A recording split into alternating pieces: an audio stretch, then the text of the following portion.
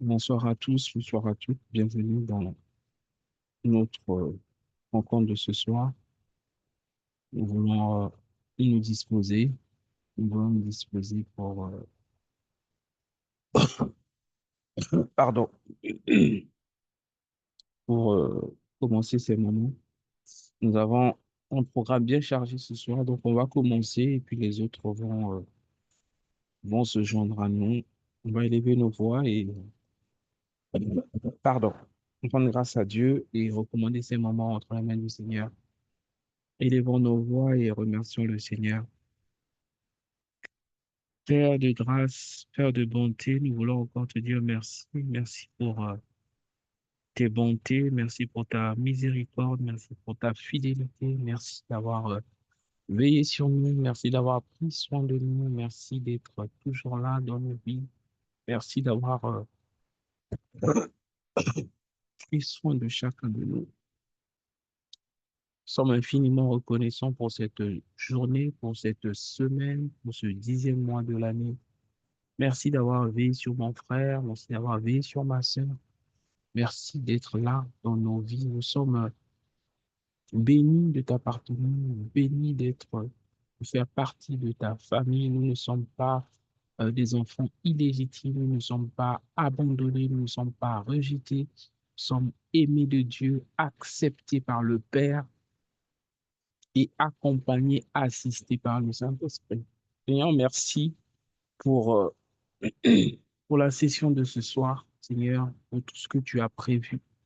Nous demandons vraiment que nos cœurs soient disposés, nos cœurs soient disponibles, Père, pour recevoir ta parole. Nous demandons, Seigneur, la grâce d'être attentifs, la grâce, Seigneur, de saisir ce que tu veux nous partager ce soir. Dans cette nouvelle saison que tu as ouverte sur nous, tu as dit, c'est la saison Anakazo. Tu as des choses que tu veux communiquer dans notre esprit, dans notre âme, dans notre chair. Nous demandons la grâce. Ce que tu as prévu ce soir, Seigneur, fais-le. Fais ce que tu as prévu, accomplis tes buts. Seigneur, permets-nous d'être disposés, d'être disponibles, d'être assoiffés et de recevoir pleinement ce que tu as prévu pour nous. Père, nous comptons sur toi. C'est toi qui produis en nous le vouloir et le faire selon ton bon plaisir. Père, ce soir, crée en nous le désir de capter ta parole, de saisir ta parole, que nos cœurs bouillonnent au-dedans de nous, comme les disciples d'Emmaüs. La Bible dit que ils ont dit, mais lorsqu'ils nous parlaient, nos cœurs ne bouillonnaient pas au-dedans de nous. Seigneur, que nos cœurs bouillonnent au-dedans de nous et que nos cœurs soient assoiffés de ta parole. Merci pour cette session que toi-même as inspirée et nous prions véritablement que tu nous transformes. C'est la saison où tu as décidé de faire de nous des acteurs et non plus, Seigneur Père, des spectateurs. Nous te rendons grâce pour cette session, esprit de vérité, esprit de révélation, là où nous aurons peut-être des zones d'ombre dans notre compréhension humaine, que la compréhension divine, la révélation nous soit accordée à moi, à mon frère et à ma sœur ce soir. Dans le nom de Jésus, nous t'avons ainsi prié. Amen, amen, amen. Amen. Ok, bonsoir à tous, bonsoir à toutes, encore bienvenue dans notre session ce soir. Donc, je nous encourage tous, comme ça a été dit pour le message, d'avoir un cahier de notes avec un stylo. Ce soir, c'est une session particulière, c'est une session spéciale. Euh, donc, nous allons écouter un audio. Ensuite, chacun de nous va suivre attentivement. Ensuite, à la fin, nous allons débriefer. Amen.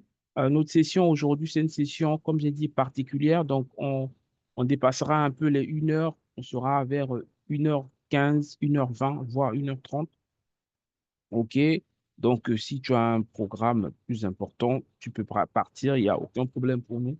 Mais nous voulons aller jusqu'au bout. Donc, je vous prie tous de prendre de quoi noter, prendre de quoi noter parce que nous allons, voilà, nous allons écouter un audio et nous allons partager ensemble, pardon, nous allons, voilà, suivre ensemble. Ensuite, nous allons partager. Alors, malnutrition. Ok, très bien. Ok, voilà, ça, c'est des publicités de méditation. J'aime pas ça. La tablette. Alors, tac. Qu'est-ce que c'est que ça? Ah, non, attendez. J'ai des publicités. Alors, un truc ici. Alors, tac, tac, tac. Ok, pas facile, les tablettes aujourd'hui. Ok, donc là, je pense qu'on est prêt. Donc, je disais que on va suivre la session. Donc, normalement, l'audio fait à peu près 1 heure à peu près, 1 heure 5. Ensuite, on va débriefer ensemble. Donc, je nous encourage à vraiment être attentifs et à prendre des notes. Et c'est parti. OK, donc on va suivre la session. Et donc, voilà, c'est un livre audio. C'est le livre que je vous ai envoyé, mais je voudrais qu'on écoute l'audio et qu'on puisse débriefer tous ensemble. Donc, c'est parti. Dites-moi si vous entendez le son aussi. Est-ce que vous avez le son? Est-ce que vous avez le son? Non. Ok, donc ça veut dire que juste un instant, je vais régler ça du coup. Je vais régler ça ici. Donc, tac. Je vais revenir sur ici.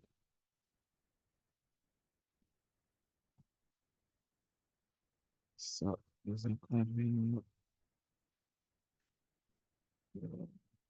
Les écouteurs, le tableau pour aujourd'hui. Voici. Ok, donc je vais le partage. Je vais repartager ici.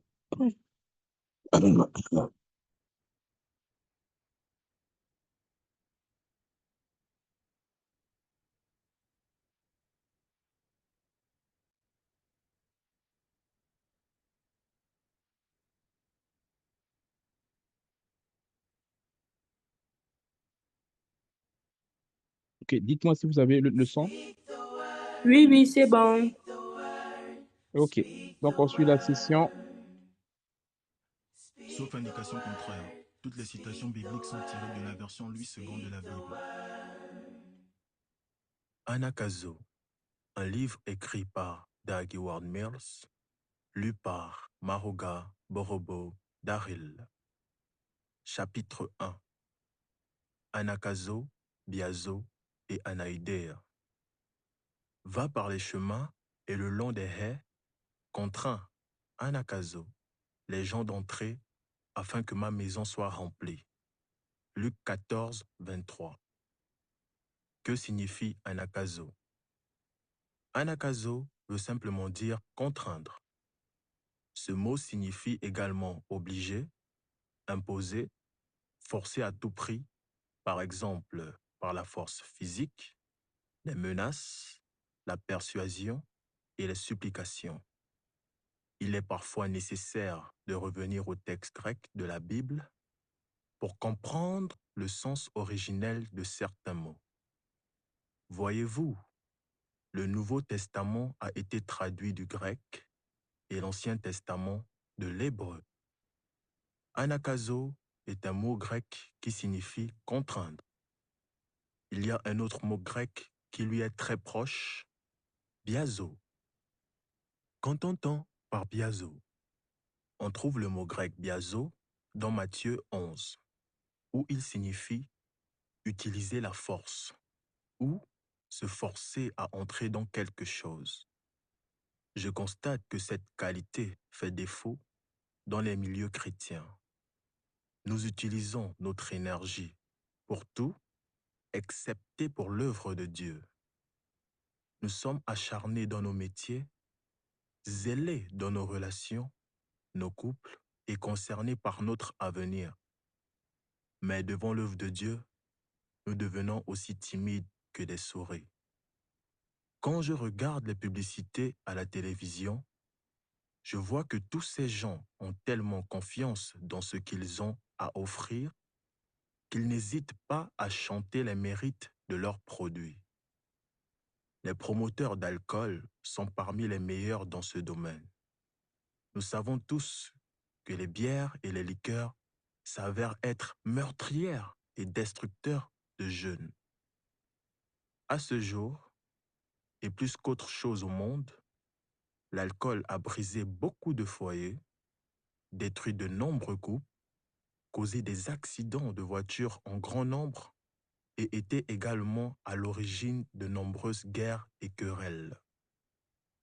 Pourtant, la publicité et la promotion en sa faveur se renforcent constamment.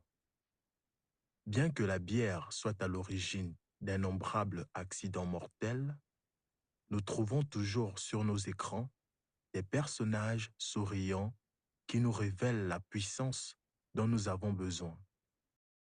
Nous devons ingurgiter ces choses de force. On nous oblige ainsi à croire à des mensonges. Bien que la bière est le diable en solution, on nous induit en erreur. En pensant aux gens qui veulent faire de l'argent à n'importe quel prix, je m'aperçois que nous, chrétiens, avons de meilleures raisons de partager ce qu'on a avec plus de force. Pourquoi nous, les chrétiens, nous comportons-nous comme des canards boiteux, des chiens édentés et des moineaux peureux? Je crois que la révélation sur Anakazo et Biazo peut changer cela. Biazo signifie se forcer à entrer dans quelque chose. Pour que le christianisme se répande, nous devons nous y donner avec encore plus de force. Qu'il s'agisse de posséder de l'argent, d'attirer dans des sectes ou d'absorber n'importe quel produit meurtrier, le monde entier utilise la force. C'est pourquoi j'enseigne aux chrétiens comment agir avec plus de force selon la Bible. Qu'est donc anaïdéa? Je veux que nous apprenions ce que signifie pour nous un autre mot venu du grec, anaïdéa. Anaïdéa est un autre mot venu du grec, utilisé une seule fois dans la Bible. Il signifie être sans gêne et également importun. Dans le chapitre 11 de Luc, nous faisons la connaissance d'un homme qui fait preuve d'importunité envers Dieu. Je vous le dis, même s'il ne se lève pas pour les lui donner parce qu'il est son ami, il se lèvera à cause de son importunité, anaïdéa, et lui donnera tout ce dont il a besoin. Luc 11, 8. En 1982, je fus admis à l'Université du Ghana, qui est la première de mon pays. C'est avec circonspection que j'y entrai, me demandant ce qui m'y attendait. Une des premières choses qui me frappa fut le comportement impudique des incroyants. Des étudiants s'embrassent. J'entrai un jour dans le Volta Hall, la résidence des jeunes filles. J'empruntais les escaliers qui mènent au premier et au deuxième étage. Et là, je croisais un jeune homme et une jeune fille étroitement enlacés, plongés dans un baiser interminable. Je sais que c'est toléré dans certaines cultures, mais moi, je l'ai trouvé bizarre. Nous sommes tous passés à côté d'eux sans qu'ils se dérangent. Aucune pudeur. Peut-être se sentaient-ils amoureux? En arrivant en haut, j'ai dit à mes amis, il semble qu'ici les gens n'ont aucune retenue. Puis, j'ai demandé, pourquoi avons-nous honte de nos croyances? Pourquoi avons-nous honte de l'Évangile? Pourquoi agissons-nous comme des souris peureuses qui n'ont rien à offrir? L'Esprit du Seigneur s'est dressé en moi et j'ai ajouté encore. S'ils n'ont pas honte de leur immoralité, je n'aurai pas honte de l'Évangile. Car je n'ai pas honte de l'Évangile. Romains 1, 16. Il est étonnant de voir le cran des homosexuels quand ils parlent de leur style de vie anormal. Ils se montrent à la télévision et parlent avec audace sur l'anomalie des rapports sexuels anals. Ils se permettent d'organiser des manifestations publiques, énergiques et luttent pour leurs droits. Comment est-il possible que les chrétiens se montrent si discrets quand il s'agit de partager la parole de Dieu? Beaucoup de chrétiens écoutent leurs collègues de travail parler ouvertement et sans honte de toutes leurs mauvaises actions, sans réagir. La voix des pécheurs autour de nous domine dans les discussions par leurs propos malsains. L'apôtre Paul a mis l'anaïdéa en pratique. Souvenez-vous que c'est lui qui a écrit « Nous n'avons pas honte de l'Évangile ». Beaucoup de chrétiens sont authentiques et ont un vrai message à partager. Mais pour que ce dernier ait l'impact désiré, il doit s'imposer. Celui qui l'entend doit être amené à changer de direction. Le message de Jésus-Christ doit amener ceux qui sont perdus à se tourner vers Christ. Il est important pour nous de saisir le message d'Anakazo, Biazo et Anaïdéa. Chapitre 2. Pratiquons l'Anakazo. Dans le 14e chapitre de l'Évangile selon Luc, Jésus raconte l'histoire devenue célèbre de ce personnage important qui décida d'organiser une fête en l'honneur de ses amis. Je veux que vous aussi, vous lisiez entièrement ce passage des Écritures pour bien le comprendre. Et Jésus lui répondit, « Un homme donna un grand repas et invita beaucoup de gens. À l'heure du repas, il envoya son serviteur dire aux invités, « Venez, car tout est déjà prêt. » Mais tous, unanimement, se mirent à s'excuser. Le premier lui dit, « J'ai acheté un champ et je suis contraint d'aller le voir. Tiens-moi, je te prie, pour excuser. » Un autre dit, « J'ai acheté 5 paires de bœufs et je vais les essayer. Tiens-moi, je te prie, pour excuser. » Un autre dit, « Je viens de me marier et c'est pourquoi je ne puis venir. » Le serviteur, de retour, rapporta ces choses à son maître. Alors le maître de maison, irrité, dit à son serviteur, « Va, promptement, sur les places et dans les rues de la ville, et amène ici les pauvres, les estropiés, les aveugles et les boiteux. » Le serviteur dit, « Maître, ce que tu as ordonné a été fait, et il y a encore de la place. » Et le maître dit au serviteur, « Va par les chemins et le long des haies, contrains les gens d'entrer afin que ma maison soit remplie. Car je vous le dis, aucun de ces hommes qui avaient été invités ne goûtera de mon repas. » Luc 14, 16 à 24. Cet homme a fait l'expérience désolante de dépenser beaucoup d'argent pour l'organisation d'un grand festin en l'honneur de gens importants, pour découvrir en fin de compte que la plupart de ses invités ne voulaient pas venir. Ce rejet a beaucoup surpris cet homme qui s'est fâché en entendant les excuses de ses invités. Dans sa colère, il a alors décidé d'inviter quiconque se trouvait dans la rue. Imaginez fêter avec des gens que vous ne connaissez même pas. Malheureusement, à la tombée de la nuit, il n'y avait toujours pas grand de monde à la fête. Pas assez en fait. Alors, il fit venir les malades, les aveugles, les handicapés. Vous imaginez la scène. Quelle sélection inhabituelle d'invités. Le festin était plein des inconnus et des rejetés de la société. La croissance par l'anakazo. Je crois que cette histoire symbolise l'appel que Jésus nous lance, celui de sortir pour attirer les gens vers lui.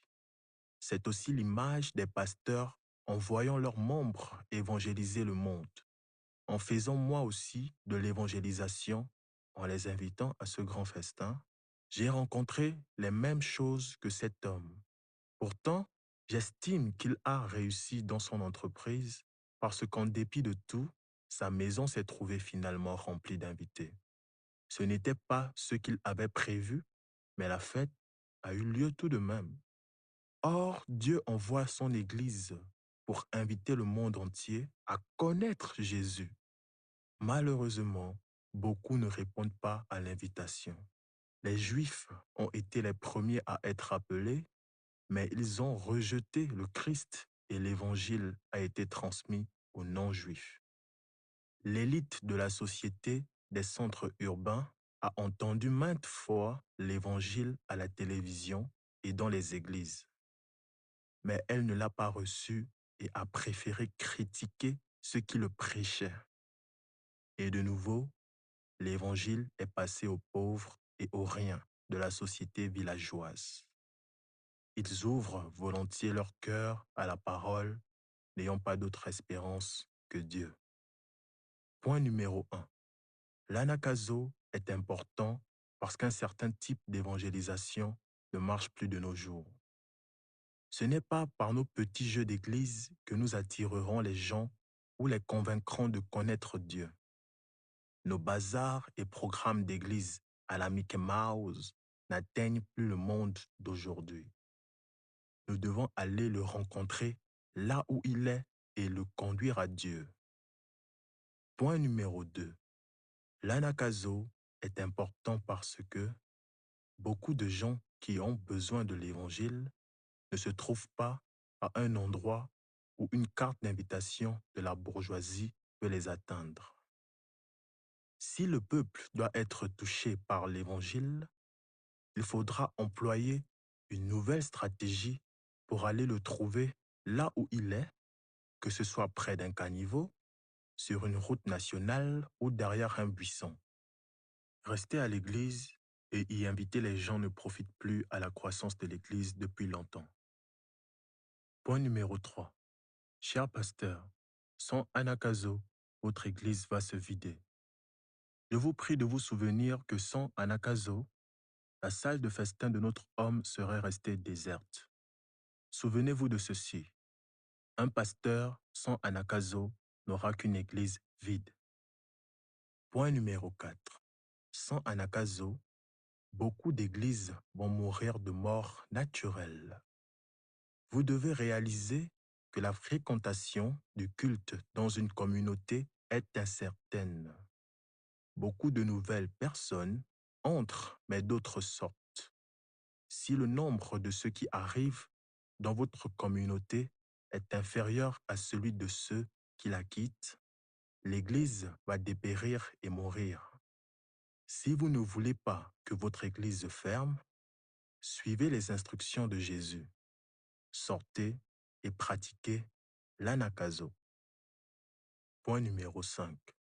La vie devient de plus en plus intense et les gens de plus en plus occupés au XXIe siècle. Les gens, trop occupés par leur travail, fourniront de plus en plus d'excuses. La stratégie d'anakazo vous aidera à ne pas être intimidé par elle. Au travers de votre nouvelle attitude offensive et agressive, vous apporterez beaucoup de gens à Christ et à l'Église.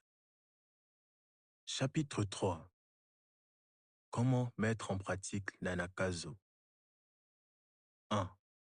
Utiliser anakazo prépare un grand festin. Celui qui veut la croissance de l'Église doit se préparer pour cela.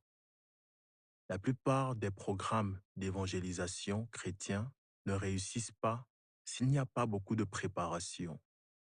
Demandez-vous combien de temps vous mettez en partie pour la préparation de ce que vous voulez faire. S'il y a beaucoup de préparation, généralement, il y aura beaucoup de succès. Les croisades, la croissance de l'Église, les programmes d'évangélisation dépendent de votre préparation. Cet homme d'Anakazo s'est préparé pour son grand programme. Être dans le ministère ne s'est pas produit sans avoir investi des milliers d'heures de préparation.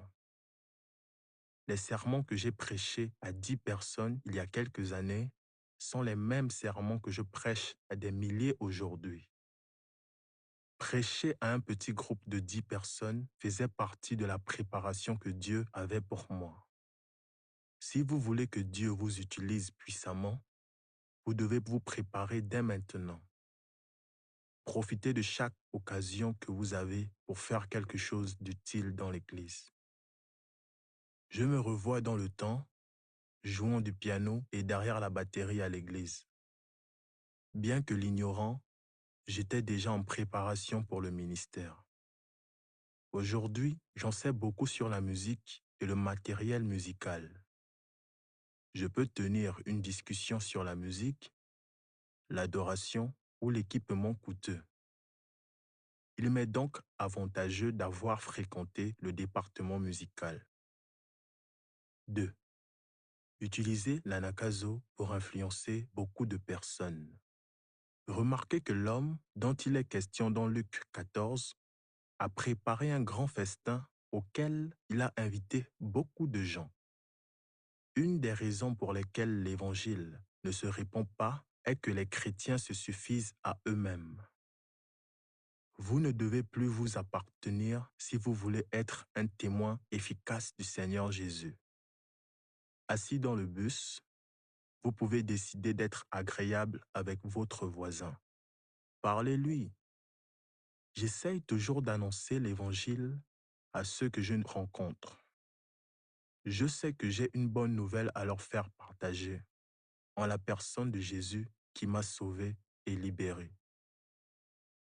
Pour la 2e année de mes études en médecine à l'université, nous étions logés au merveilleux campus de Legon. Chaque jour, nous passions 1 heure à traverser la ville en bus pour atteindre l'hôpital où nous étudions. Les ballons et les préservatifs. Un jour, pendant le trajet, j'ai observé mes camarades d'année supérieure. Ils avaient sorti leurs préservatifs de leur poche et soufflaient dedans pour les envoyer ensuite en l'air. J'ai pris note de la confiance que ces étudiants brailleurs et répugnants avaient en eux. Nous, les chrétiens, étions timidement assis, faisant semblant de se concentrer sur nos livres. Ce jour-là, j'ai décidé de m'ouvrir aux autres. J'ai attiré l'attention de chacun et ai commencé de prêcher. À cette époque, on n'était pas habitué à ce genre d'action qui s'est répandu par la suite. Des étudiants se sont fâchés, d'autres ont pris un air blasé. Certains ont regardé ailleurs par la fenêtre pour remarquer leur désapprobation, mais j'ai continué de prêcher et j'ai décidé de ne pas cesser de le faire. Je voulais ressembler à l'homme de Luc 14. Frapper les mains dans un bus de Londres. Une personne à Nakazo ne garde pas ce qu'elle a pour elle.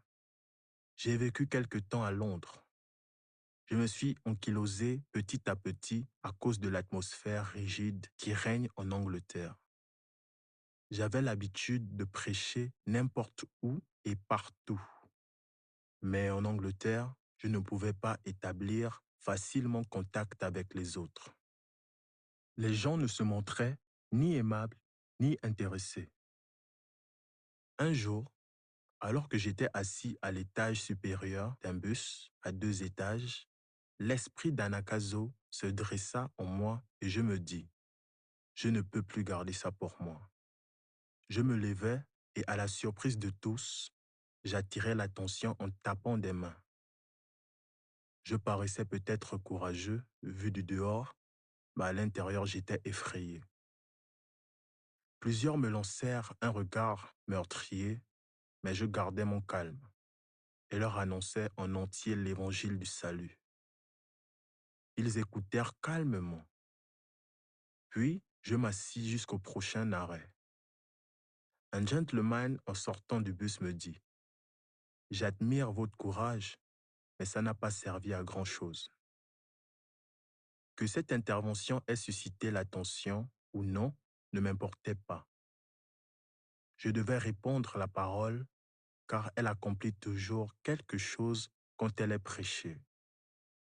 Ainsi en est-il de ma parole qui sort de ma bouche.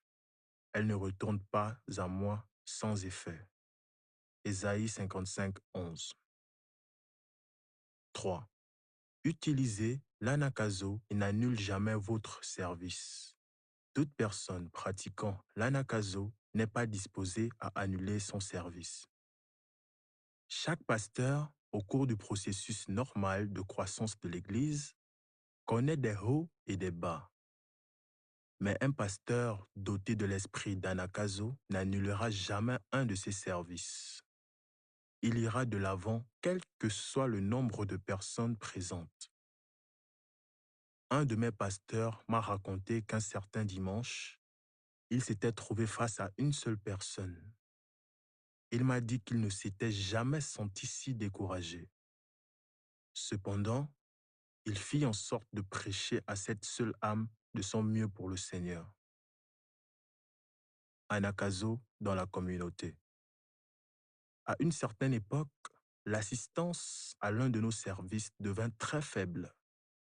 Le Seigneur me demanda de faire comme l'homme de Luc 14. Sortez et invitez les gens du dehors. Je lui dis, comment puis-je faire cela un dimanche? Faites-le et vous serez bénis, fut la réponse. Mais je continuais d'argumenter. Que penseront nos visiteurs du dimanche matin? Ils vont quitter l'église. Mais le Seigneur insistait toujours. Allez et contraignez-les à entrer. J'annonçais alors que nous interrompions le service pour aller au dehors inviter les gens. Nous n'allons pas être timides. Chacun de vous prendra par la main quelqu'un et l'amènera à l'intérieur. Certains se sont sentis pris au dépourvu, mais nous l'avons fait. Par ce moyen, nous avons récolté des centaines de l'église, c'est pas bon genre. Plusieurs de ces personnes ont donné leur vie à Christ ce jour-là. Nous avons répété la chose maintes fois et augmenté en nombre d'une manière très sensible. Je n'étais pas prêt à fermer mon service à cause d'une assistance réduite. Tout pasteur ayant l'esprit d'Anakazo fera comme moi. 4. Utilisez Anakazo pour éviter d'avoir une assemblée vide. Un pasteur qui travaille avec l'esprit d'Anakazo n'acceptera pas une église vide à l'heure du culte. Quand j'étais encore étudiant en médecine, le Seigneur me demanda de commencer une église. Je n'avais personne avec moi, pas une seule âme à qui prêcher, mais je n'allais pas accepter d'avoir une église vide. Anakazo et l'évangélisation à l'aube. À cette époque, le Saint-Esprit m'attira vers la résidence des élèves infirmières. Il était 5 heures du matin et je me tenais dehors dans la nuit. J'ai tapé dans mes mains et je les ai réveillés. Ça ne me dérangeait pas de les surprendre ainsi. Je leur ai prêché Jésus. Après avoir parlé, j'étais plein de courage et j'ai ajouté, « Si vous voulez donner votre vie à Christ, habillez-vous et descendez vers nous. Nous avons d'autres choses à vous dire sur le Christ. » Ce matin-là, plusieurs jeunes filles ont donné leur vie à Dieu. À l'heure actuelle, certaines d'entre elles sont toujours membres de mon assemblée. Prêcher à l'aube aux gens dans leur lit a été une des méthodes préférées d'Anakazo. Un matin, alors que je prêchais devant la résidence des infirmières de la santé publique, une de ces dames jeta vers moi un papier où elle demandait à nous parler. Elle s'était refroidie et avait besoin d'aide. Elle voulait parler avec nous. Ce matin-là, nous lui avons parlé et Dieu l'a délivrée. Elle est depuis 10 ans un membre fidèle de l'Église. Bien que mes débuts dans le ministère étaient dans une salle de classe vide, elle s'est vite remplie avec ses infirmières nées en Christ par l'évangélisation d'Anakazo faite à l'aube. C'est pourquoi, chers lecteurs, je veux que vous compreniez quelque chose. Je n'ai pas hérité des autres églises les membres de ma communauté. Souvent, je me suis rendu là où je ne connaissais personne et où personne ne me connaissait. J'ai dû aller et gagner les âmes en les persuadant de la réalité du Seigneur et en les conduisant à lui, jusqu'à ce que la salle se remplisse. 5. Utilisez Anakazo pour maîtriser les excuses des gens. Beaucoup de personnes fournissent sans cesse des excuses. L'homme dans cette histoire a écouté les prétextes étonnants de 3 de ses invités, sans être ébranlé. La première excuse parlait d'aller essayer les bœufs dans la nuit. Chacun sait que ce n'est pas le moment de le faire. La deuxième excuse venait d'un couple fraîchement marié. Les jeunes mariés ne prennent-ils pas plaisir à se montrer ensemble en public? Une troisième excuse parlait d'un champ à examiner en pleine nuit. N'évalue-t-on pas un champ avant de l'acheter? Je pose la question. Comment le faire dans la nuit? Pourtant, c'était l'excuse donnée par quelqu'un. Tout bon pasteur qui veut atteindre de nouvelles personnes ne doit pas être arrêté par les excuses de gens, mais doit apprendre à les surmonter. Quand vous prêchez la parole de Dieu, les auditeurs se cherchent des excuses pour ne pas obéir à cette parole. Tout bon prédicateur doit apprendre à prêcher contre les excuses et les idées de ses auditeurs. Jésus parlait contre les raisonnements des gens et ceux-ci le savaient. Il avait compris que c'était pour eux que Jésus avait dit cette parabole. Luc 20, 19. Beaucoup d'excuses ne sont pas sérieuses. Un bon pasteur doit apprendre à discerner le manque de poids d'une excuse. En parlant, j'ai invité un jour un ami à l'église.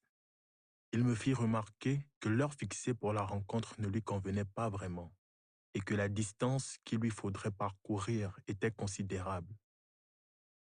Je lui répondis, « Tu es un homme d'affaires qui a réussi. Tu fais tout ce que tu veux, tu voyages, tu te lèves tôt chaque matin.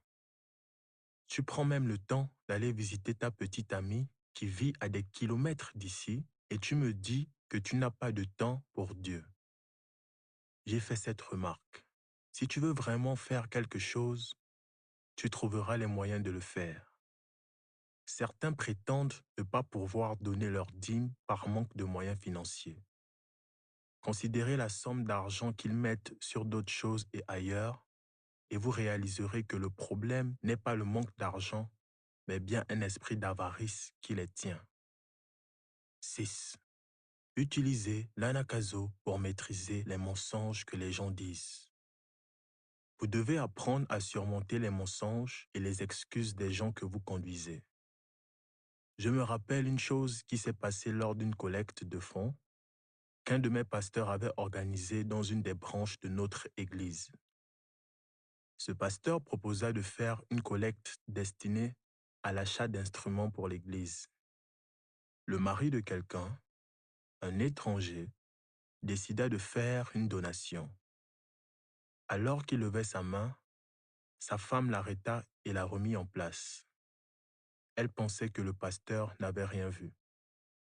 À la fin du service, elle s'approcha du pasteur et lui dit, « Vous savez, nous n'avons rien donné pendant le soulèvement de fonds parce que mon mari, l'étranger, n'a pas voulu donner. » Elle continua, « Vous connaissez ces étrangers, ils sont tellement avares. » Mais c'était un mensonge. C'est plutôt elle qui n'a pas voulu donner. Je verrai ce qu'on peut faire, a-t-elle encore promis au pasteur. Je suis sûr que nous pourrions aider. Les pasteurs doivent apprendre à surmonter les mensonges et les excuses des personnes qu'ils dirigent. 7. Utilisez un acaso pour frayer une voie. Ce qui fait la différence entre le succès et l'échec, c'est la capacité de surmonter les excuses. Remarquez que l'homme de Luc 14 ne s'est pas laissé arrêter dans son entreprise par les explications et les excuses données. Chaque situation de refus lui a permis de créer une autre voie.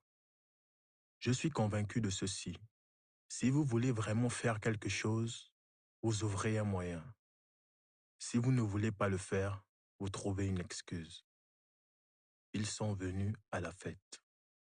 Il fut un temps où les jeunes ne venaient plus à l'église, surtout les jeunes hommes qui fournissaient beaucoup d'excuses.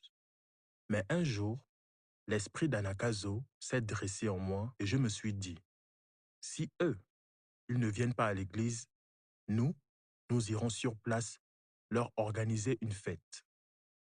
Nous avons choisi un lieu en ville et avons envoyé et distribué des invitations à toute la jeunesse du coin. Contents, ils se sont dit, voici une nouvelle occasion de s'amuser.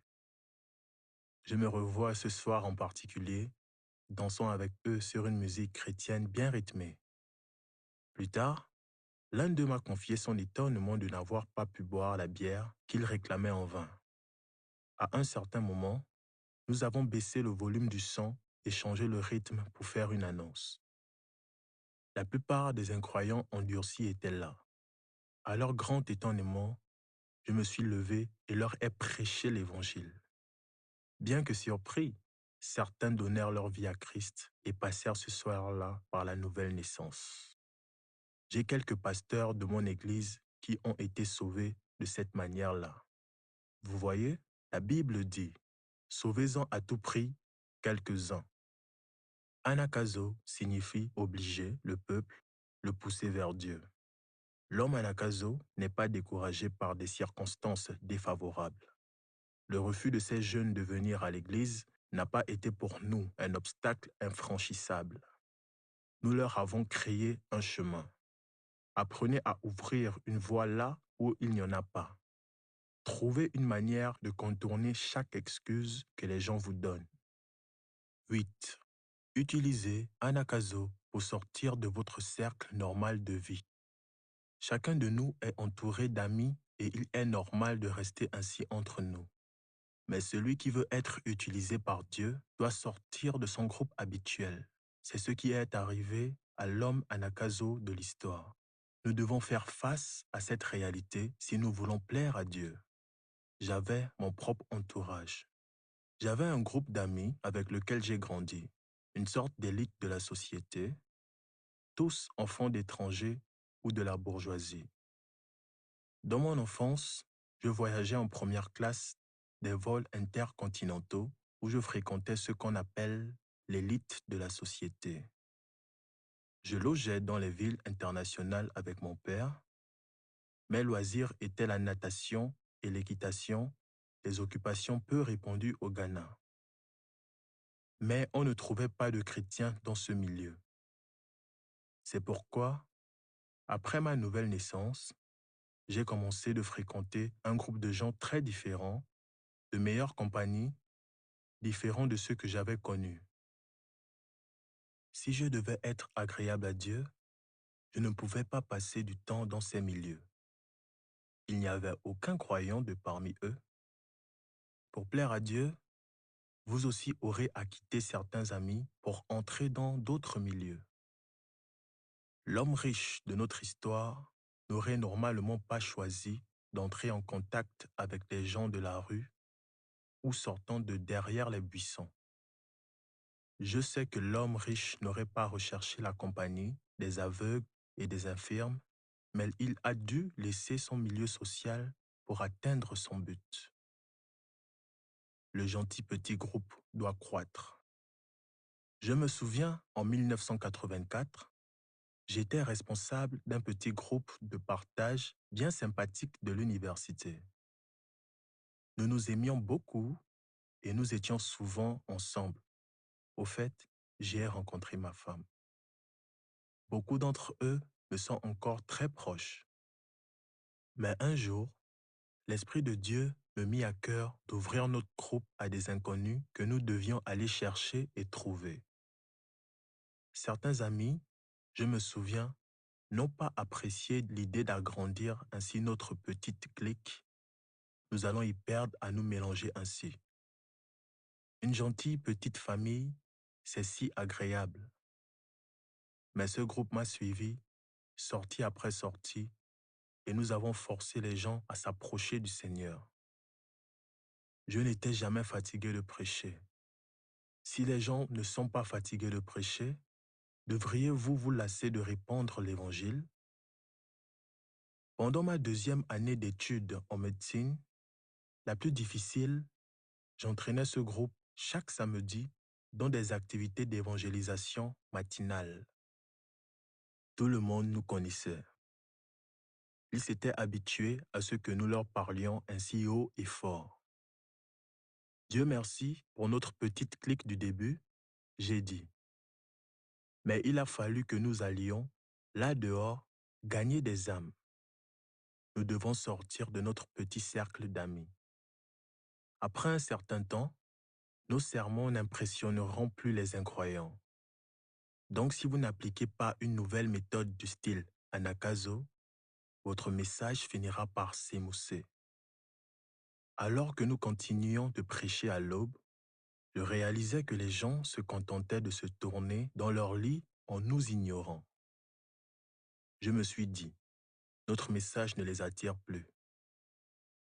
C'est alors que l'Esprit du Seigneur me donna une brillante idée, frappant à leur porte.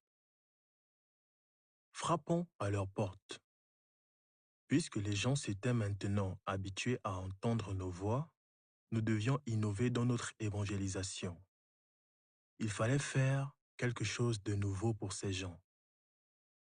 J'envoyais un petit groupe derrière leur porte et je dis à celui qui prêchait ce jour-là, « Au moment où tu feras l'appel à la repentance, nous irons frapper à leur porte. Avise-les qu'ils vont entendre frapper à leur porte et que s'ils le désirent, nous entrerons pour les conduire au Seigneur. » Le prédicateur suivit mes instructions. Ceux qui nous ignoraient jusque-là furent soudainement obligés de nous prêter attention. Nous frappions à leur porte à 5 heures du matin. Croyez-moi, beaucoup sont glorieusement nés de nouveau au cours de ces activités d'évangélisation matinale. Le salut pour le moqueur. J'ai un souvenir très vivant d'un certain frère. Il se moquait des chrétiens qui parlaient en langue. Il riait de ce don de parler en langue. Il se saoulait et avait l'habitude de se coucher près d'un des nombreux étangs qui se trouvaient partout au merveilleux campus de l'Université du Ghana.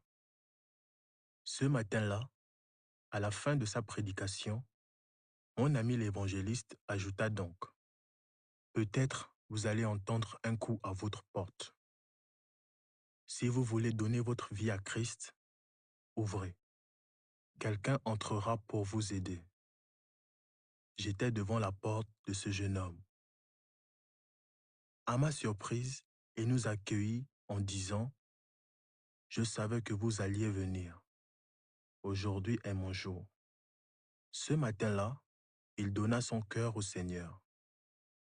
Jusqu'à ce jour, cet homme est à son service.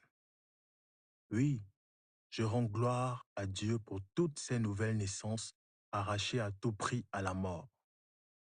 Avec Anakazo, ça marche. 9. Utilisez Anakazo tant qu'il reste encore de la place dans votre église. Et il y a encore de la place. Luc 14, 22. Les paroles d'un de mes chants préférés sont « Il y a de la place à la croix pour toi. Il y a de la place à la croix pour toi. Si des millions y sont déjà, il y a encore de la place pour toi. Il y a de la place à la croix pour toi. » Ne vous contentez pas d'une salle qui peut encore se remplir. L'homme de notre histoire a renvoyé ses serviteurs au dehors pour la simple raison qu'il y avait encore de la place. Je crois que dans chaque église, on devrait pouvoir trouver quelques chaises restantes. Un banc inoccupé poussera le pasteur à l'évangélisation dans le but d'accroître son assemblée. L'essentiel de la croissance de l'Église, c'est de voir l'Église se remplir. Contrains les gens d'entrer afin que ma maison soit remplie. Luc 14, 23. L'évangélisation est liée directement à la croissance de l'Église. Elle devrait être directement liée à la croissance de l'Église et porter du fruit en faveur de nos communautés. Nous devons avoir cette vision en nous. Quoi qu'il en soit, un pasteur doit percevoir qu'il y a toujours de la place à la croix pour un de plus. Avec cette pensée, je crois que Dieu va nous utiliser pour remplir l'Église. Je n'ai jamais été satisfait de la taille de mon troupeau. Quand j'avais 10 personnes sur qui veiller, j'en ai demandé 20 à Dieu. Quand j'en avais 50, je rêvais de 100. Quand Dieu m'accorda 100 personnes, je devins curieux de savoir comment ça se passerait avec 500 membres. Quand enfin j'ai compté par centaines, je me suis demandé, avec les milliers, ça sera comment? Avec le temps, je crois qu'un pasteur se lasse de prêcher aux mêmes personnes. Motivons notre volonté de remplir l'Église. Ces mots résonnent sans cesse dans mon âme, afin que ma maison soit remplie, afin que ma maison soit remplie. Cher pasteur, n'oublie jamais qu'il y a encore de la place à la croix. Chapitre 4. Pratiquons l'anaïdéa et le biazo. Anaïdéa et biazo sont les clés pour être un bon chrétien. Anaïdéa et biazo sont les clés de la croissance de l'Église. L'évangélisation est la clé pour obtenir de nouvelles personnes à rejoindre votre Église. Sans biazo et anaïdéa, vous ne pourriez jamais évangéliser de manière efficace. Biazo. En vérité, je vous le dis, parmi ceux qui sont nés de femmes, il ne s'en est pas levé le plus grand que Jean-Baptiste. Cependant, le plus petit dans le royaume des cieux est plus grand que lui. Depuis les jours de Jean-Baptiste jusqu'à présent, le royaume des cieux est soumis à la violence, et ce sont les violents qui le ravissent. Matthieu 11, 11 à 12. Une multitude de non-chrétiens empruntent le chemin large de l'enfer. Ils chantent, dansent, mangent et boivent des liqueurs sans même se sentir dérangés par l'évangile que nous prêchons. Beaucoup de chrétiens vivent dans un cocon, fermés à la réalité des pécheurs, en route pour l'enfer. J'ai travaillé pour un temps comme stagiaire à la morgue du plus grand hôpital du Ghana. Je veux partager avec vous une réalité choquante. Les voitures s'arrêtaient pratiquement les unes après les autres à l'extérieur de la morgue, transportant le corps d'un homme tassé à l'arrière ou dans le coffre. Moi, je me tenais à la porte et j'accueillais ces gens qui venaient avec un décédé à la maison ou dans la rue. Ils étaient si tristes et désemparés. Vous devez comprendre qu'ils parlaient quelques heures plus tôt avec cette personne qui maintenant venait de les quitter pour toujours. Ces gens allaient mettre leur bien-aimé dans un frigo. Ça m'a frappé de voir qu'on amenait des corps tout au long de la journée et à n'importe quel moment.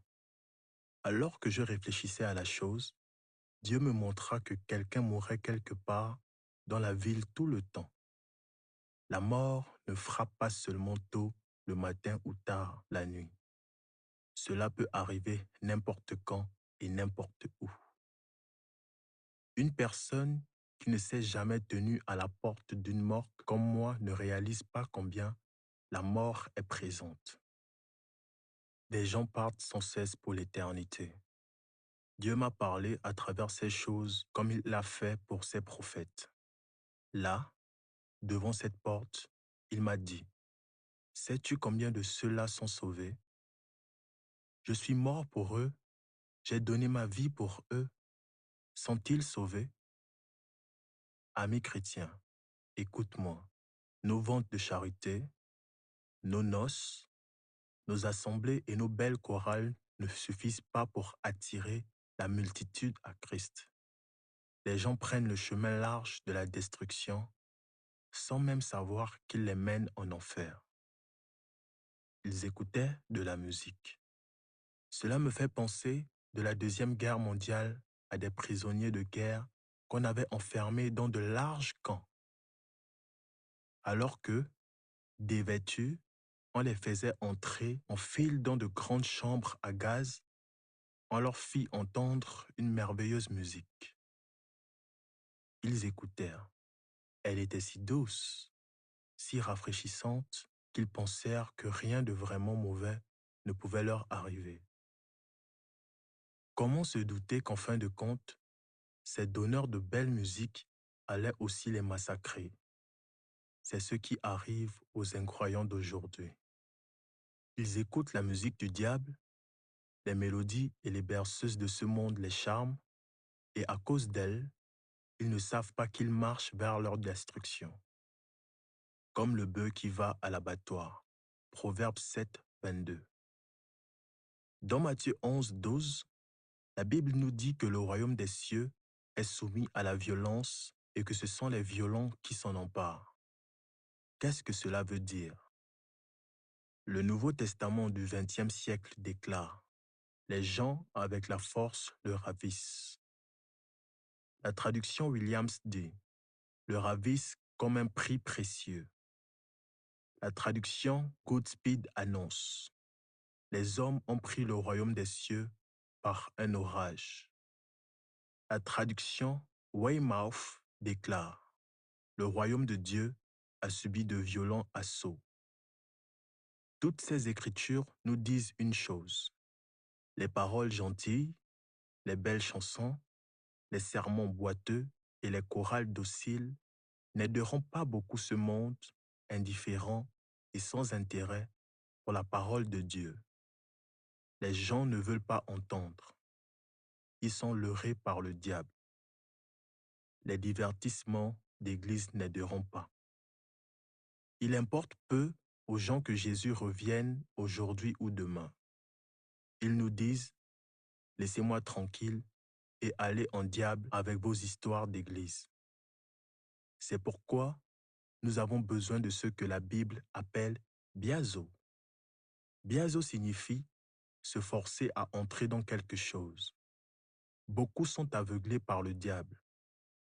Il nous incombe d'ouvrir leurs yeux aux réalités du ciel et de l'enfer. Le Dieu de ce siècle a aveuglé les pensées. 2 Corinthiens 4, 4. L'apôtre Paul ne s'est pas contenté de bien prêcher, il a travaillé activement à donner une direction aux incroyants et à ouvrir leurs yeux. Je ressens toujours quand les gens ignorent le message, mais je n'accepte pas cette situation parce que je veux que personne ignore ce message important. Je dois attirer leur attention et ouvrir leurs yeux. Un certain matin, notre petit groupe de l'université s'est retrouvé dans un hall pour prêcher. Appeler leur numéro de chambre. J'ai réalisé que ces jeunes demoiselles, nous étions dans le hall de jeunes filles, ne réagissaient qu'en se retournant dans leur lit, certaines en compagnie de leurs petits amis. Elles savaient que le dérangement serait de courte durée. J'ai reçu du Saint-Esprit l'ordre urgent d'utiliser le biazo. Il me murmura « Ne fais rien d'impersonnel, mais appelle leur numéro de chambre et parle-leur individuellement. » J'ai obéi. Elles ont été surprises d'entendre leur numéro de chambre. J'ai partagé le travail, 4 ou 5 chambres par personne, à mes prêcheurs de l'aube. L'expérience fut étonnante. Entendre leur numéro de chambre les a beaucoup surprises. Une voix sortant de l'obscurité s'adressait directement à chacune d'elles. Aucune n'a pu ignorer qu'elle était personnellement appelée par Dieu. Bien sûr, certaines se sont fâchées.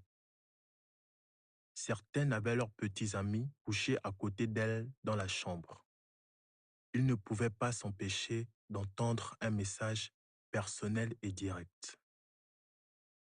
Je revois l'une d'elles sortir en courant de sa chambre, les mains en l'air en disant « Je veux donner ma vie à Christ aujourd'hui. Je veux naître de nouveau. » Certaines se sont offensées, mais d'autres ont trouvé le salut. La Bible dit « Heureux celui pour qui je ne serai pas une occasion de chute. » Matthieu 11, 6. Ne prêchez pas à vous-même. Quand nous entreprenons une grande croisade de ville, j'envoie mes membres d'église vers la population. Nous n'attendons pas qu'ils viennent à nous, mais nous allons les sortir de leur maison. Un jour, nous sommes entrés dans le quartier chaud de la ville pour inviter à la croisade un groupe de prostituées. J'étais si heureux de les voir répondre à l'appel à la repentance et donner leur vie au Seigneur. Vous voyez, si nous n'avions pas pressé ces dames de sortir de leur lieu de travail pour venir à la croisade, elles n'auraient pas été sauvées. La plupart des prostituées ne vont pas à l'église et vivent dans leur routine journalière. On finirait par se prêcher à soi-même. Amis chrétiens, arrêtons de jouer. Si nous sortons prêcher l'Évangile, ne le prêchons pas à nous-mêmes. Allons et pressons les Anakazo et Biazo de s'approcher du Seigneur. Anaïdéa, je vous le dis, même s'il ne se lève pas pour les lui donner parce qu'il est son ami, il se lèvera à cause de son importunité, Anaïdéa, et lui donnera tout ce dont il a besoin. Luc 11, 8. Dans Luc 11, Jésus raconte l'histoire d'un homme qui avait besoin de 3 pains. Il mit de côté sa honte et son embarras pour aller frapper à la maison de son ami à une heure incongrue. Il a réveillé le maître de la maison. Il aurait peut-être crié « Qu'est-ce qui se passe? Au voleur, y a-t-il le feu ?» Le serviteur de la maison aurait probablement répondu « Non, c'est le voisin. Il a besoin de pain pour ses visiteurs. » Chers amis chrétiens, la plupart d'entre nous, nous ne dérangerions pas nos amis les plus proches à minuit, surtout pour quelque chose d'aussi peu important que du pain. Mais ici, le message de Jésus est très simple. Si vous ne choisissez pas de faire certaines choses sans honte, vous ne les réaliserez jamais. Si vous méprisez la honte pour faire croître l'Église, vous accomplirez des choses qui appartiennent au domaine du rêve pour les autres. Dieu m'a montré que les gens trop concernés par leur image de marque ne peuvent pas vraiment accomplir l'œuvre de Dieu. Avez-vous honte de commencer une église? On a besoin d'une idée, avoir le dédain de la honte, pour fonder une église. J'évoquais avec un ami l'idée de commencer une communauté et je me rappelle son étonnement. Mais que ferons-nous si les gens ne viennent pas? Nous serons embarrassés d'avoir échoué et tout le monde en parlera en ville. Pour moi, donner naissance à une église ne signifie pas soutirer une large portion de sa congrégation au ministère de quelqu'un d'autre. Je parle de réunir 2 ou 3 personnes dans une chambre pour prêcher. On a besoin de dédaigner la honte pour dire à ces quelques personnes qu'elles sont dans une bonne église. Si vous n'êtes pas prêt à connaître la honte et le ridicule de vous tenir debout, seul, dans une chambre vide, vous n'accomplirez rien pour Dieu. Avez-vous honte? Un pasteur m'a confié sa crainte de faire l'appel, invitation à donner sa vie à Christ.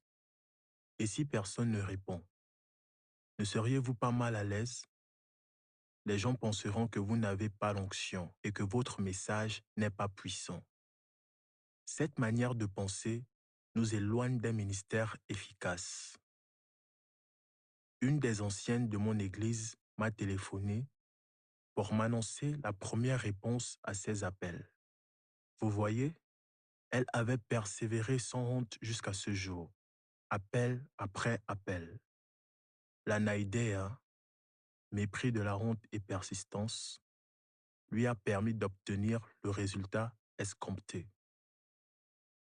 Avez-vous honte du ministère de la guérison? L'homme sans gêne qui avait réclamé du pain a fini par atteindre son but. Je me souviens du jour où j'ai prié pour la première fois en faveur des malades. Je craignais l'opinion des gens. Debout sur la scène, j'entendais le diable me répéter à maintes reprises: ne te fatigue pas à demander des témoignages, personne ne sera guéri. Le diable me disait: arrête de te déshonorer ainsi, clôture maintenant le service et renvoie les gens à la maison. Mais l'Esprit du Seigneur me fortifia intérieurement et je me dis: je n'ai point honte. Si personne n'est guéri cette fois, je continuerai encore et encore. Un jour, quelqu'un sera guéri. Je suis heureux de dire que beaucoup ont été guéris. J'ai travaillé une année après avoir reçu mon diplôme de médecin. Avez-vous honte du ministère à plein temps? Dieu m'appela à un ministère à plein temps. J'argumentais avec le Seigneur. Je pourrais travailler et apporter beaucoup d'argent à l'Église. J'ai continué. Que vont penser les gens de moi si j'abandonne une noble profession pour entrer dans un domaine à controverse? Je dis encore au Seigneur: personne ne connaît mon Église et personne ne me connaît. Pire encore, il m'est scandaleux de vivre de l'offrande des autres. C'est ridicule. Pourquoi compter sur la monnaie des gens pour vivre? C'est dégradant, je pensais. Mais le Seigneur m'a répondu: celui qui prêche l'Évangile doit vivre de l'Évangile. De même aussi, le Seigneur a établi comme règle que ceux qui annoncent l'Évangile vivent de l'Évangile. 1 Corinthiens 9, 14. J'ai dû enterrer l'orgueil de ma profession et entrer sans honte dans ce ministère à plein temps. Au travers de cette révélation du dédain, de la honte, Anaïdéa, je suis allé loin dans le ministère. Sans avoir honte, j'ai pu surmonter les rires et les moqueries de mes contradicteurs. Anaïdéa, sans honte, est la clé dont vous avez besoin pour accomplir de grandes choses pour Dieu. Speak the word, speak the word, speak the word. Speak the word. www.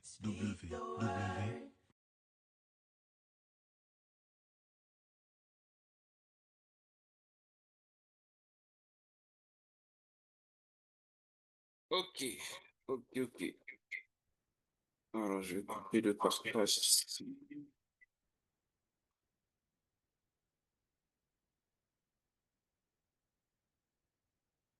Juste.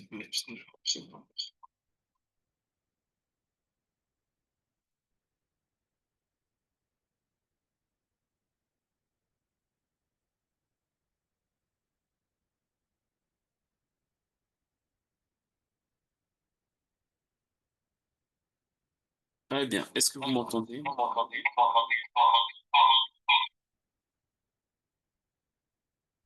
Oui, pasteur. Ma tablette a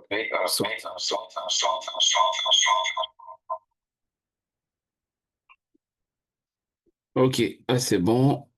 J'ai plus de tablette. Voilà. comme ça. OK. Donc, bonsoir à tous, bonsoir à toutes, ceux qui sont connectés au cours du chemin. On a dit que cette session est un peu exceptionnelle, donc on prendra un peu plus de temps. Il nous reste à peu près 15 minutes. On va débriefer. Qu'est-ce qui vous a marqué? Qu'est-ce que vous avez retenu? J'avais demandé à ce qu'on prenne des notes, hein. Qu'est-ce qui vous a marqué dans ce livre? Qu'est-ce qui vous a marqué? Qu'est-ce que vous avez retenu? Quels sont les points qui vous ont marqué? Donc, on va débriefer ensemble. Quels sont les points qui vous ont marqué dans le livre Anakazo? Désolé, hein, je tousse un peu là. Donc, je vous laisse la parole. Quels sont les points qui vous ont marqué? Quels sont les points que vous avez notés dans votre cahier de notes?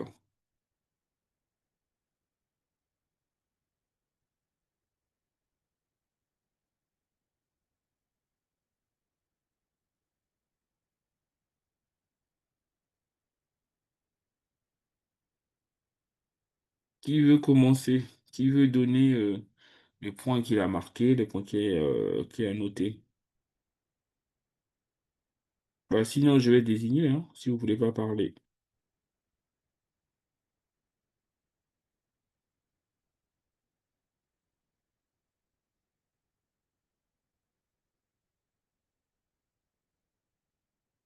Bonsoir à tous, bonsoir pasteur, bonsoir. Bonsoir, Aro. La partie qui m'a beaucoup touché ou marqué, c'est la partie de ne pas avoir honte en fait.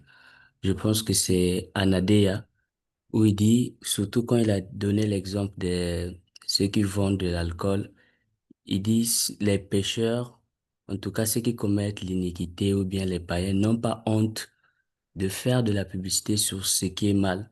Mais nous, des fois, les chrétiens, et pourtant, si on croit vraiment si ce qu'on croit est vrai ou bien pour les humains, on a honte de les présenter aux autres, en fait. Cette partie m'a beaucoup marqué. Je me suis retrouvé un peu, des fois, j'ai honte à annoncer l'évangile et pourtant, je sais que ça va guérir, ça va aider, les autres. Donc, cette partie-là m'a beaucoup touché. Et par la suite, il a dit, c'est parce qu'il n'a pas eu honte qu'il a fait beaucoup de choses dans son ministère.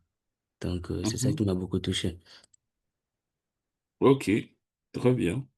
Donc, ne pas avoir honte. Ok. Qui d'autre? J'ai vu que Ralph avait levé la main.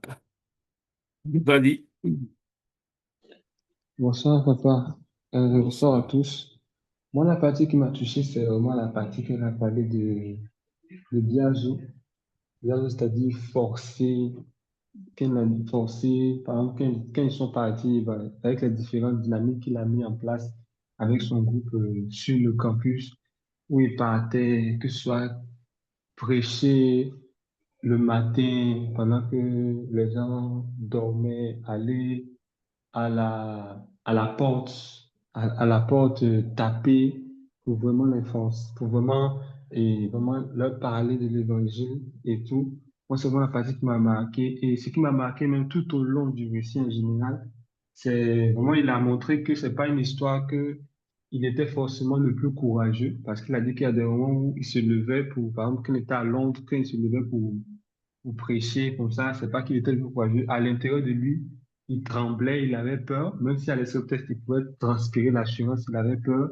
Et comme il a dit aussi, bah, il y a plusieurs autres cas où peut-être à l'intérieur, il avait honte, mais il l'a fait, il l'a fait quand même. Souvent, quand on voit les personnes qui prêchent, peut-être quelqu'un qui se lève dans la rue, qui prêche, quelqu'un qui parle, ou bien quelqu'un qui donne un message, on dit que oh, la personne a tellement d'assurance que le jour où j'aurai autant d'assurance, moi aussi, je vais prêcher partout, je vais passer partout.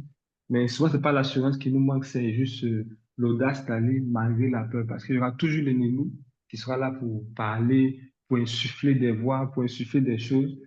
Et vraiment, notamment, je comprends que c'est pas vraiment quelque chose qui va dire que ça va disparaître, qu'un jour va arriver, tu n'auras plus jamais peur, honte d'annoncer l'évangile. Il y aura toujours l'ennemi qui a insufflé des voix et tout. Et vraiment, le plus important, c'est d'aller au-delà de ce que tu entends, d'aller au-delà de ta peur et vraiment de partager l'évangile que tu sais qui est la vérité. Donc, c'est un peu ça. Amen. Amen, amen. Exactement.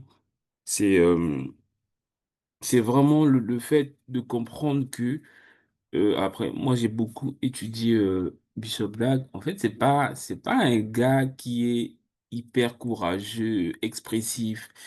En fait, c'est une personne vraiment qui est motivée par l'amour de Dieu. Et en fait, tellement l'amour de Dieu lui presse, en fait, il n'a pas honte de se mettre en ridicule. Et ça, c'est vraiment quelque chose qui me marque chez lui. Parce que je l'ai beaucoup écouté, je continue toujours à l'écouter. Quand tu vois sa manière de fonctionner, en fait, je pense même que c'est un introverti. Mais malgré, en fait, son type de personnalité, et chaque fois que Dieu lui dit de faire des choses qui semblent être ridicules, bah, il le fait, en fait. Et ça, c'est vraiment, c'est quelque chose qui me marque beaucoup, beaucoup chez lui, juste voilà, pour aller dans le sens que Haro et Ralph ont abordé, quoi. Oui, Dorcas ou Victoria, allez-y. Bonsoir pasteur, bonsoir tout le monde. En fait, moi, la partie que j'aimerais argumenter, c'est sur Anaïdéa. En fait, la parabole dans Luc 11, je ne m'étais Mhm. pas vraiment rendu compte en fait que euh, en fait demander du pain à minuit en fait c'est pas du tout normal. Enfin, avec l'illustration qu'on a donnée à la fin, euh, Anaïdé, je comprenais plus le fait que c'est un peu importuner quelqu'un, c'est être sans gêne et tout, mais vraiment l'aspect où le fait, l'acte même de venir demander, à part le fait d'importuner, mais rien que l'acte était un peu, n'avait vraiment pas autant de sens que ça. C'est-à-dire que parfois, on devra faire des choses qui sortent, mais vraiment de l'ordinaire, des choses qu'on peut pas comprendre en fait. Mais vraiment, qui demande du pain à minuit? Et donc, c'est un peu ça en fait. Ça va demander qu'on puisse tuer, mais totalement la honte en nous et la logique aussi la logique, la honte, etc. Donc, en gros, c'est un peu ça. Ok, très bien. Alors, juste en passant, je vous ai envoyé un exercice dans les groupes que vous devez faire, pas forcément ce soir, mais vous allez vous poser pour répondre à ces questions-là. Donc, l'église et l'école aussi, je dois contrôler si vous avez bien compris ou pas. Ton voisin qui, qui n'aime pas les contrôles là, les contrôles t'ont poursuivi jusqu'à l'église. Amen. Ok. Qui d'autre? Merci Dorcas pour ton partage. Oui, Daniel. Alors, moi, ce qui m'a marqué durant le partage, c'est également la partie Anaïdéa, là où il disait que pendant qu'il était en train d'importuner, voilà, les personnes qu'il évangélisait, il y a une dame qui est sortie de sa maison, les mains en l'air, et elle a dit, je vais accepter le Seigneur. Et ça nous montre à quel point euh, on ne doit pas se relâcher, même lorsque les personnes refusent d'écouter et aussi, il a utilisé plusieurs stratégies selon les endroits, non seulement là où il se trouvait, mais selon les saisons aussi. Et il a dit qu'il allait le matin. Ça, vraiment, c'est quelque chose qui m'a marqué parce que moi, en fait, je ne pouvais pas m'imaginer qu'on puisse se lever le matin à 5 heures, aller frapper à la porte des gens. C'est vraiment quelque chose d'anormal et d'inhabituel. Et quand les gens vont voir ça, ils vont, bon, comme il a dit, d'autres personnes se fâchaient. Mais il y a des personnes qui vont être marquées par ce tact. Et vraiment, je crois fermement que on a du boulot, quoi. Que vraiment, on ne doit pas se limiter, qu'il y a tellement de stratégies qu'on peut adopter pour pouvoir pratiquer Anakazo. Amen. Amen. Amen. Qui d'autre? Qui d'autre?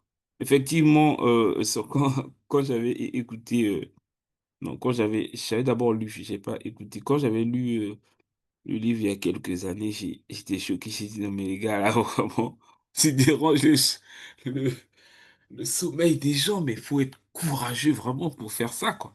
Mais tu te rends compte que, bah, en fait, avec le temps, tu te rends compte que nous, on joue avec l'évangélisation, quoi. Et c'est là où parfois, quand je vois comment Dieu, en fait, Dieu l'a béni, tu comprends, quoi. Tu comprends. Et là, il est en train de dire les choses qu'il faisait dans sa vingtaine. Il était étudiant en médecine. Et il parle de l'année où il est rentré euh, dans l'école de médecine. Donc, je pense qu'il avait moins de 20 ans, moins de 18 ans, je ne sais pas quel âge. Donc, il a consacré quasiment sa jeunesse à Dieu, quoi. OK? Donc, oui, qui d'autre? Qui d'autre a noté quelque chose qui lui a... Moi, une des choses que j'avais notées au début, il dit que les gens du monde n'ont pas honte de faire la promotion de leurs bêtises.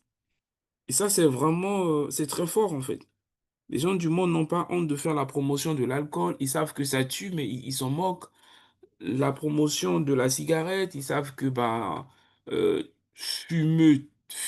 c'est quoi, fumer tue, mais ils continuent de vendre et ça ne leur gêne pas.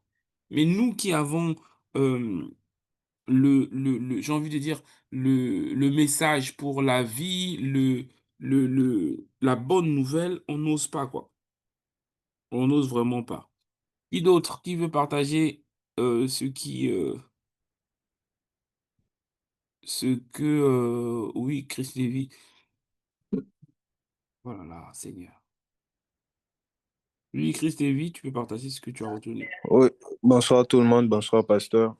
Bonsoir. Pour ma part, ce qui m'a marqué dans le livre, c'est tout simplement la partie d'Anakazo dans la parabole de Luc 14, où l'homme riche qui a invité, qui a donné des invitations à différents invités, ne s'est pas laissé décourager par les différentes excuses qu'on lui a données par rapport aux gens qui ont dit, bah, moi je dois essayer mes bœufs, je me suis marié hier, j'ai ma fille qui s'est mariée, j'ai toutes les excuses on lui a données ne l'ont pas découragé par rapport à son ambition de remplir sa maison et qu'elle ne soit pas vide. Et il s'est battu au point d'aller récupérer les gens qui n'étaient pas de sa classe sociale, les gens qui n'étaient pas de son niveau économique pour Mhm.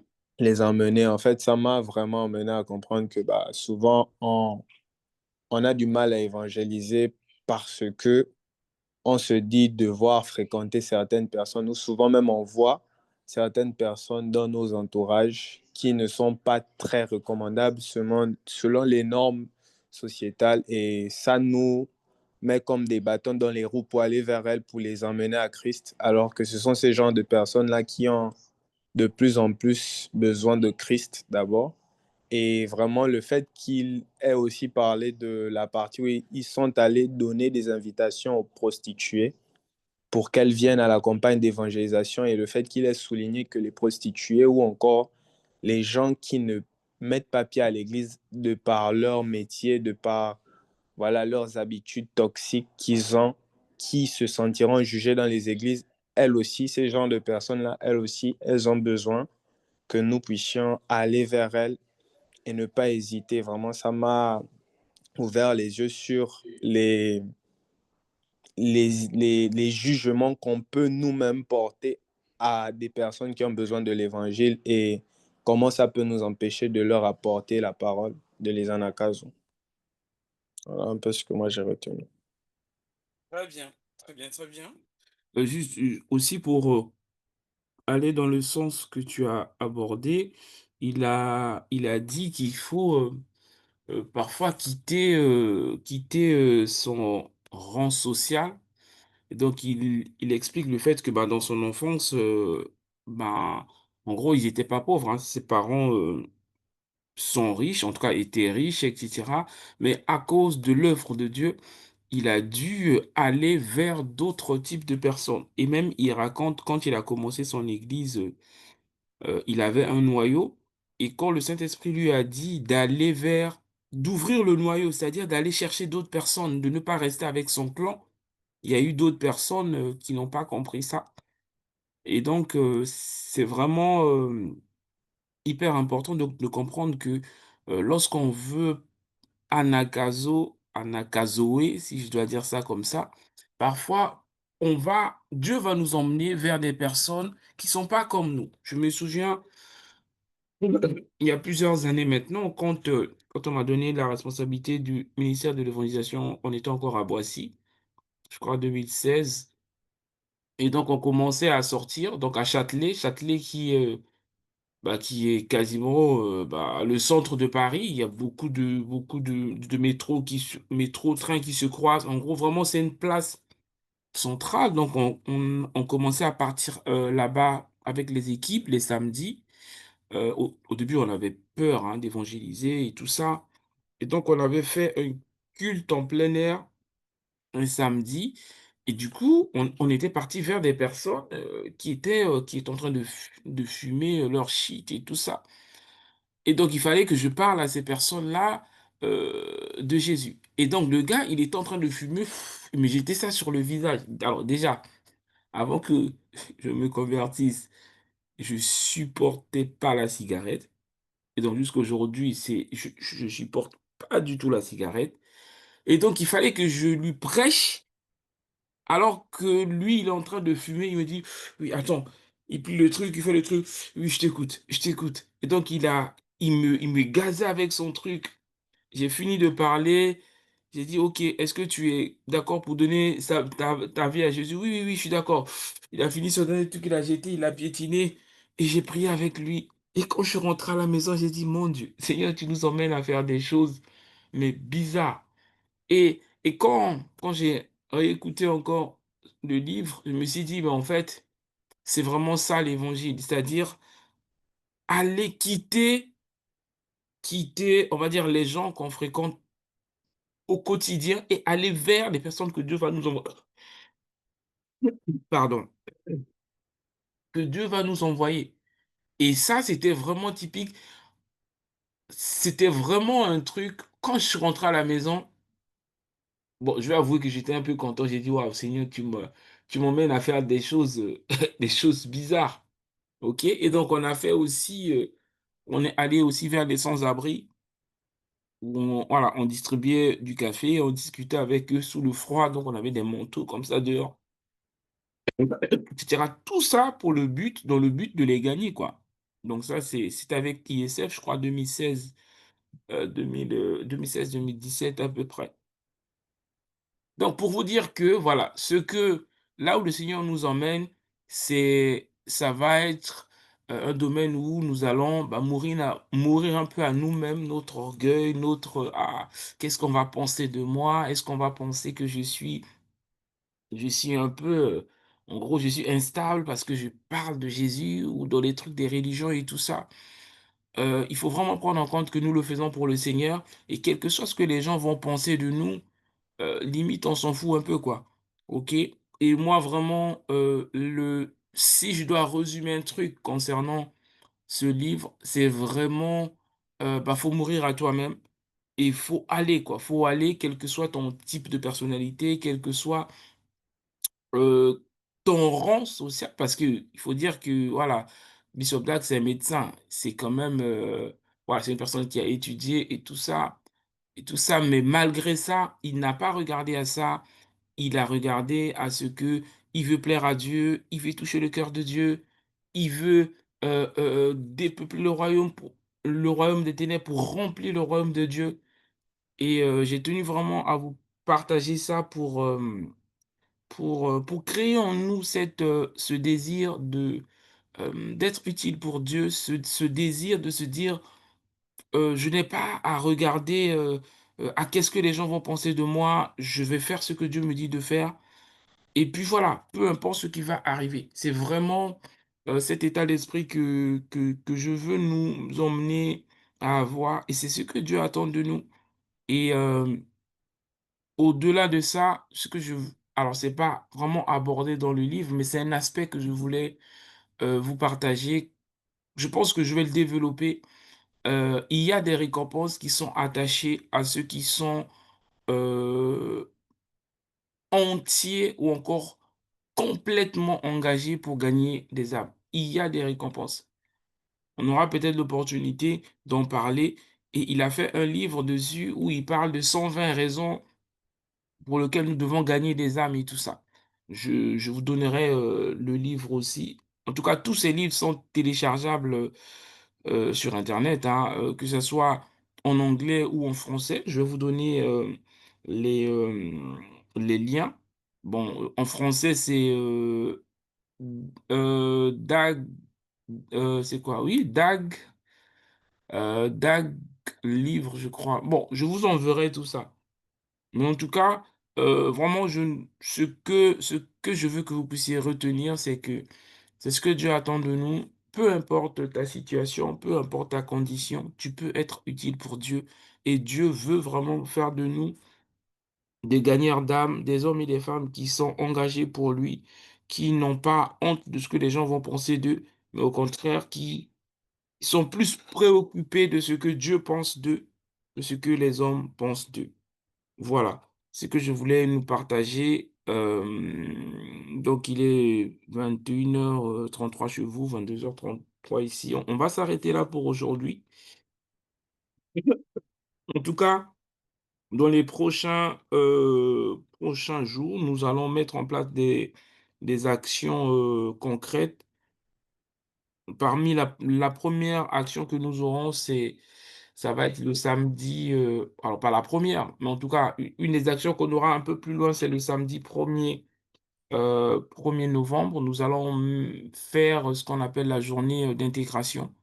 On est en train de préparer ça avec l'équipe. Nous allons inviter toutes les personnes que tu connais, qui sont venues au Maroc pour la première fois pour leurs études. On va les inviter pour passer un moment avec eux. Donc, prépare-toi, identifie déjà autour de toi les personnes dans ta fac, dans ton école, dans ton université, des personnes, nouvelles personnes que tu as identifiées, que tu pourrais inviter. Et voilà. Donc, si on peut au moins inviter minimum 60 personnes, ça serait pas mal. OK, donc on va vraiment préparer tout ça. Et voilà. Donc, autre information, c'est que demain, nous aurons un ADP spécial avec l'assistant pasteur Luc, donc qui est un des assistants pasteurs du pasteur Christian, qui nous vient de Bruxelles, qui est en vacances au Maroc avec sa famille. Et donc, il a vraiment tenu à passer nous rendre visite ce week-end à Rabat. Donc, bon, Luc, c'est une personne voilà, que je connais depuis quelques années. Il a été même étudiant dans une de mes formations pour l'immobilier, tout ça. Donc voilà, on se connaît depuis un moment. Et donc voilà, il va nous bénir demain. Et donc je nous encourage vraiment à être là et à encourager tous les membres de nos départements à être là. Et nous passerons des bons moments avec l'assistant pasteur Luc qui nous vient de Bruxelles. Amen. Donc lorsqu'on reçoit, il faut honorer, il faut être là. Parce que voilà, c'est l'image de la maison. On va dire, bah, ici, c'est Rabat, les gens, ils n'aiment pas la prière. Donc vraiment, faut pas me faire honte là-bas, comme disait un jour quelqu'un. Ok, donc soyons là, invitons, mobilisons nos FI, nos départements, nos pôles, nos ministères pour pouvoir avoir cet ADG-là. Voilà, donc moi je viens du coup le 30 dans à peu près 14 jours. Et voilà, donc on passera des bons moments, hein. Je vais passer 10 jours là-bas, 10 jours là-bas, 10 jours au Maroc, et on passera des bons moments par la grâce de Dieu. Donc continuons à prier pour cette dynamique et portons cette dynamique en prière. Le Seigneur a beaucoup, beaucoup de belles choses pour nous. Toi qui es prêt de te marier, peut-être que dans cette vague, Dieu va envoyer le frère ou la sœur pour toi. Hein, le frère mignon, la sœur mignonne. Ah, que quelqu'un me dise Amen ici. Mais il y a, Amen. mais Amen. Oui. il y a pas ceux qui veulent se marier. Vous êtes bizarre, hein? Il y en a, pasteur. J'espère que vous n'avez pas la pole de... la pole, miséricorde, je suis fatigué. L'appel de...